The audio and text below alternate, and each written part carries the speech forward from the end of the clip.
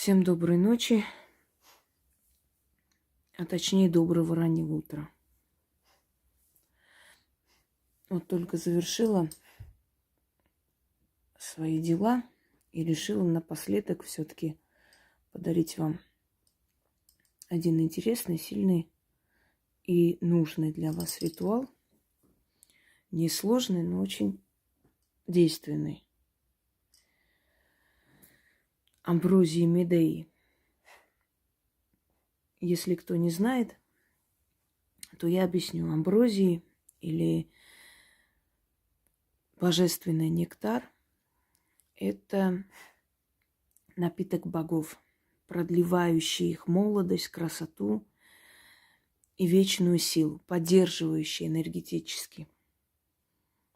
Если уж перевести на такой язык божественный, то это человеческая энергия, которая стекается к богам туда и является поддерживающей силой их культа, их эгрегоров. Ну, я об этом уже объясняла, говорила. Сегодня я хочу вам подарить ритуал, связанный с древней великой колдуньей. Мало кто знает, что слово «медицина», она произошла от слова «медея».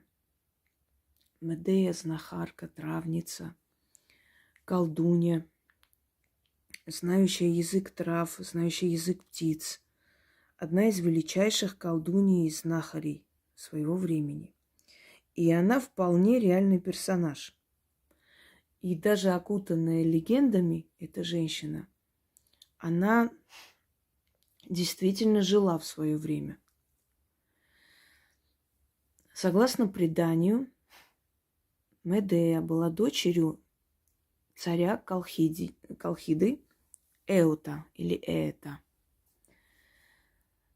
и богини Гекаты.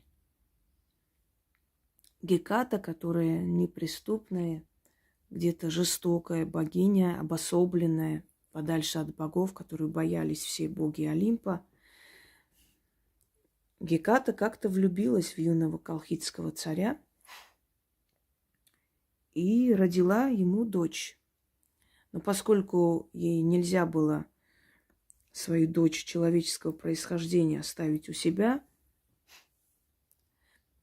она отдала свою дочь отцу. Но всю жизнь покровительствовала ей, помогала и учила.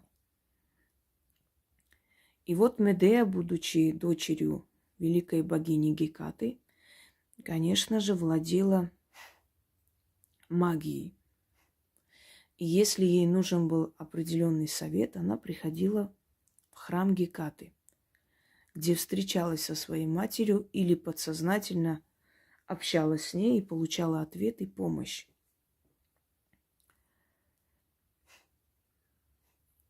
Согласно преданию, дети одного из греческих царей, Фриг и Гелла, жили со своим отцом и злой мачехой.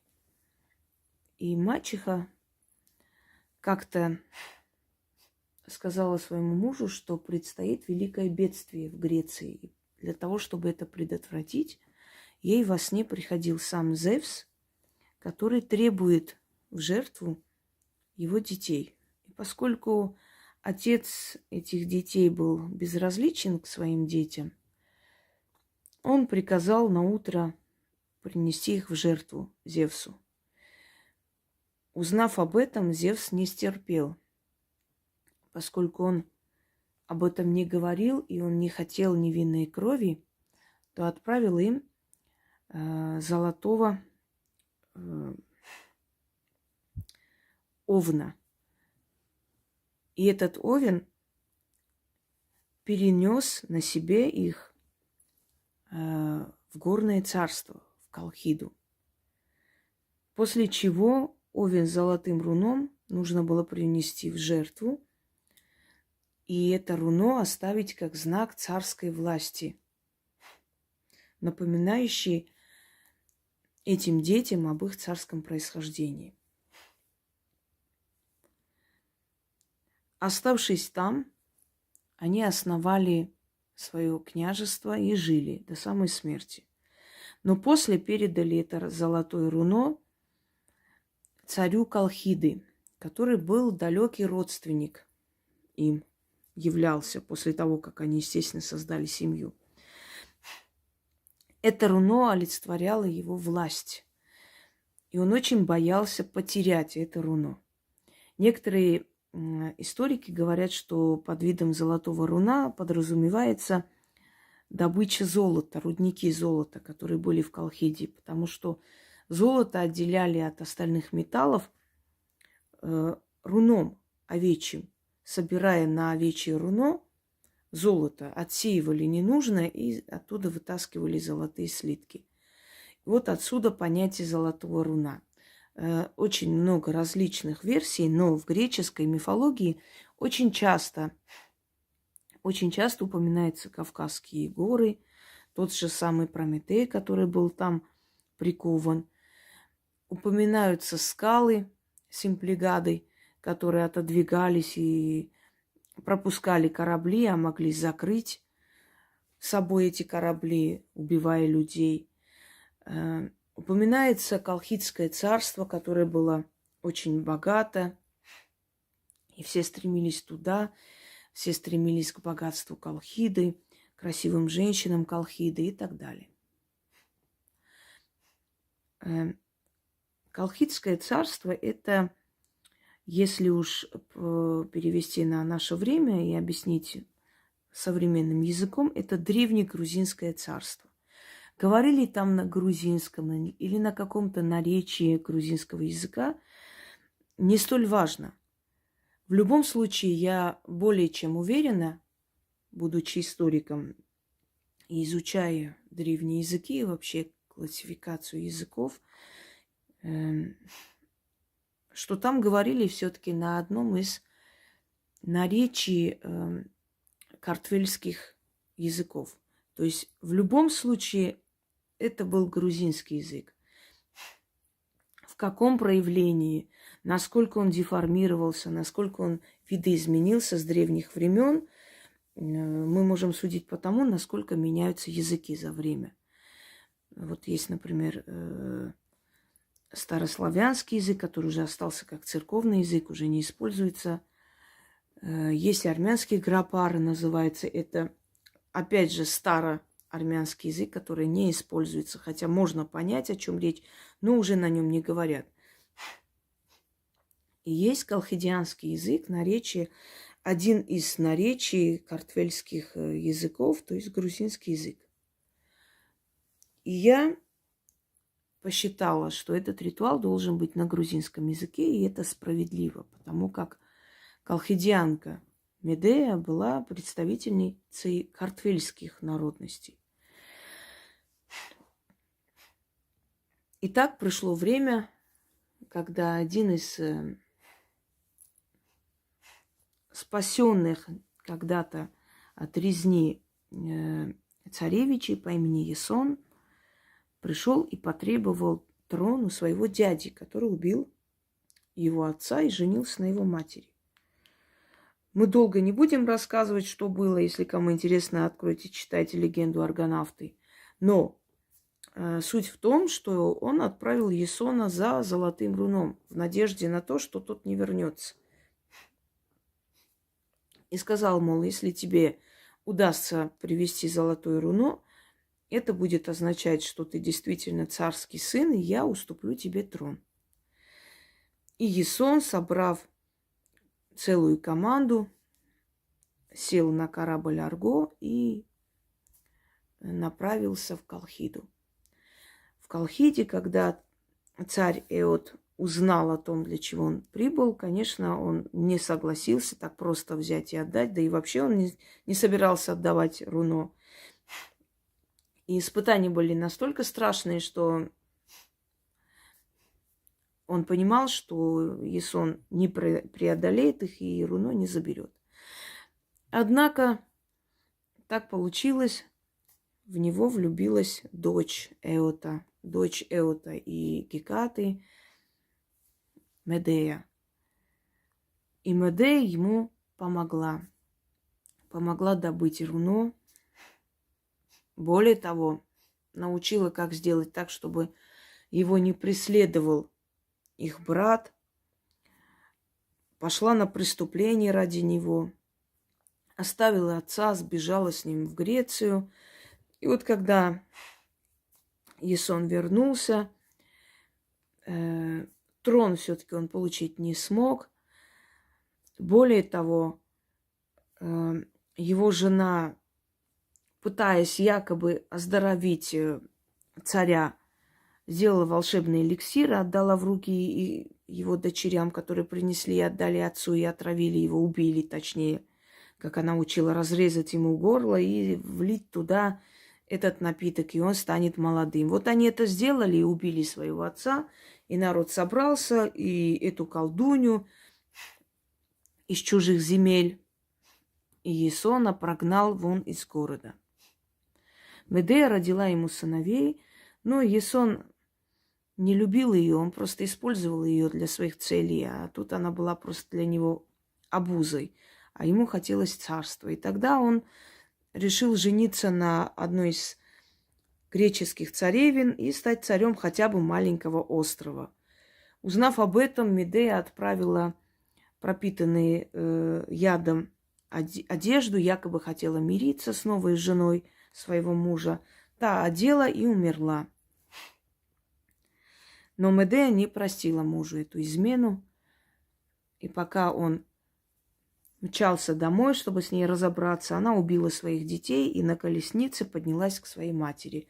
Вот есть такой синдром психологии, называется синдром Медеи, когда женщина причиняет боль своим детям, чтобы отомстить мужу. Но дело не в этом. Дело в том, что она была великая колдунья, и ее слышали боги и помогали. Почему мы в своих ритуалах иногда используем призывы древних сил, души ведьм, ведьмаков и так далее? Я извиняюсь, у меня обострился нервный тик. И вот это бесконтрольное вот это вот шмыгание носом, оно через некоторое время исправится, когда я немножко успокоюсь. Я очень много работаю. И мы используем призывы данных сил, потому как они посредники были между людьми и силами потусторонним миром. И, естественно, напоминая их, мы даем понять, что мы почитаем их, и через их силу, через них, как бы взяв их в посредники между нами и богами, мы просим помощи у сил.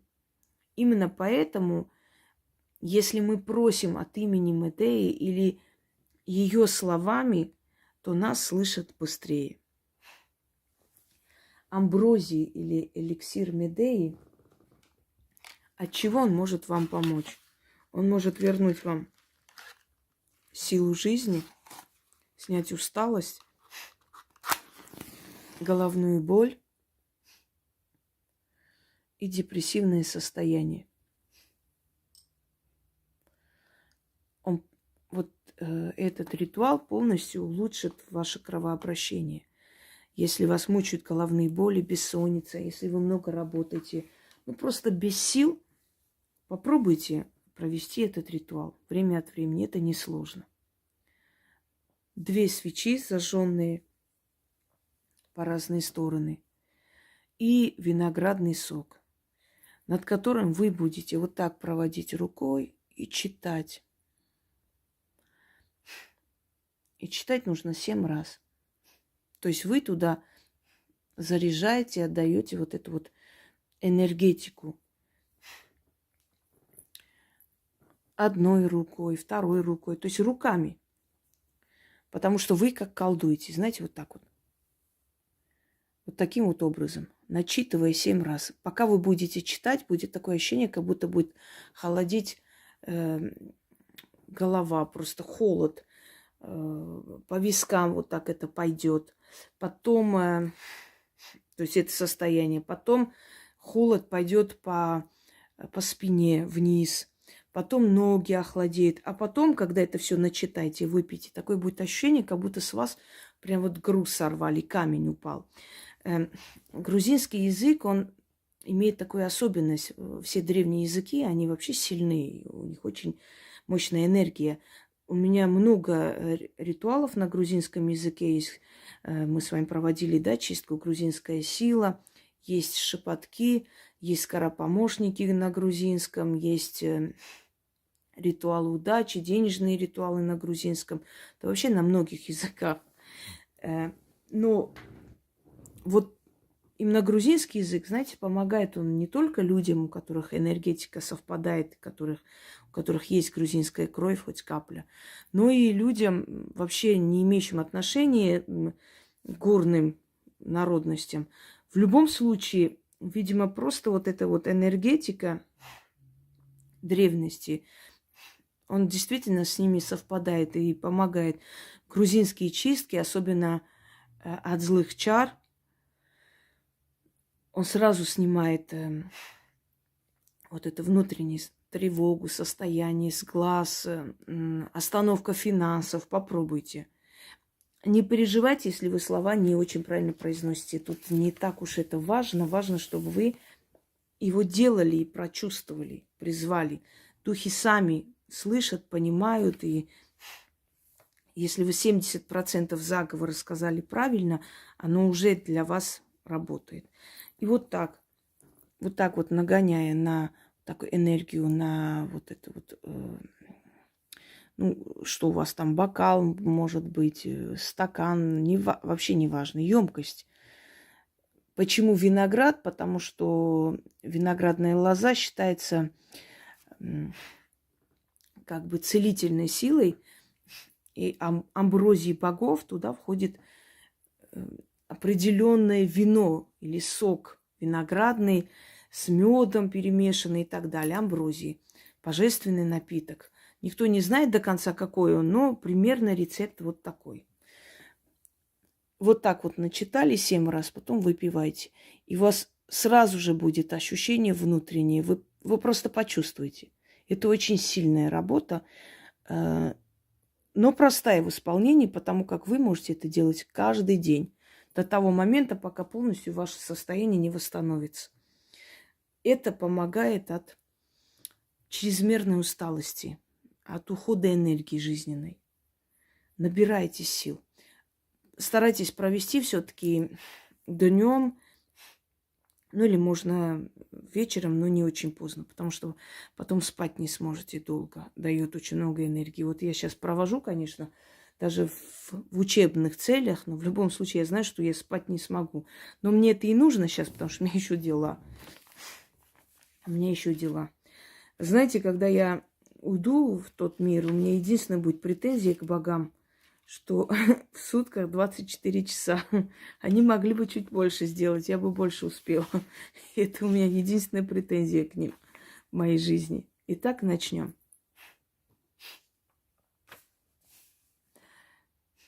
Вот так вот. Медея триалебда тасис гаршемо. Мед квенгедзахи. Швиди кари. Швиди деви. Швиди дзала. Амбрოზი დაილოცეთ, ისე, რომ იგი დაიხმაროს.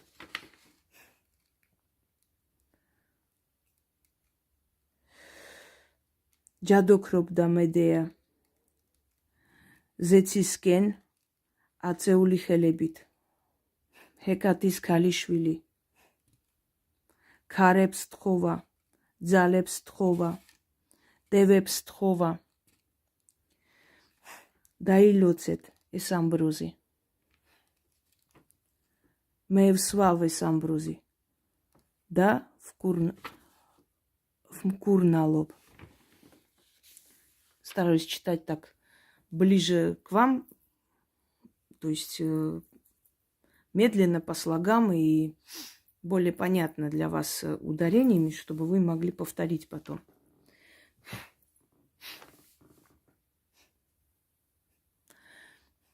Медеа триаლებда тасис гаршемо. Мед квен гедзахи. Შვიდი ქარი, 7 დევი, 7 ძალა. ამბროზი დაილოცეთ, ისე რომ იგი დაეხმაროს. ჯადოქრობდა მედეა ზეცისკენ აწეული ხელებით. ჰეკატის ქალიშვილი. ქარებს თხოვა, ძალებს თხოვა, დევებს თხოვა. დაილოცეთ ეს ამბროზი. მე ვსვავ ეს ამბროზი და ვმკურნალობ.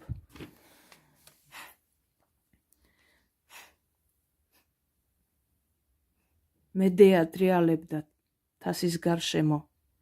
მე თქვენ გეძახი. 7 ქარი, 7 დევი, 7 ძალა. ამბროზი დაილოცეთ. ისე რომ იგი დაეხმაროს. Мне уже прям мурашки. ჯადოქრობდა მედეა ზეცისკენ აწეული ხელებით. ჰეკატის ქალიშვილი ქარებს თხოვა, ძალებს თხოვა, დევებს თხოვა. დაელოცეთ ეს ამბროზი. მე ვსვავ ეს ამბროზი და ვკურნალობ. О, мне прям уже закружилась голова. Все, на этом достаточно, друзья мои. Я надеюсь, вы поняли. Проведите это. Если у вашего ребенка усталость из-за учебы и вообще раздраженность, вы можете для него это провести, дать ему выпить. Что делать со свечами? Догорят и просто выкиньте. В этом случае ничего делать не нужно с ними. Это источник огня, который помогает, усиливает и призывает ту силу, которую мы уже позвали. Всем удачи и поблагодарите силу великой Медеи, которая нам все же оставила о себе добрую память, как о великой колдуне. Даже медицину в честь нее назвали. Всем удачи!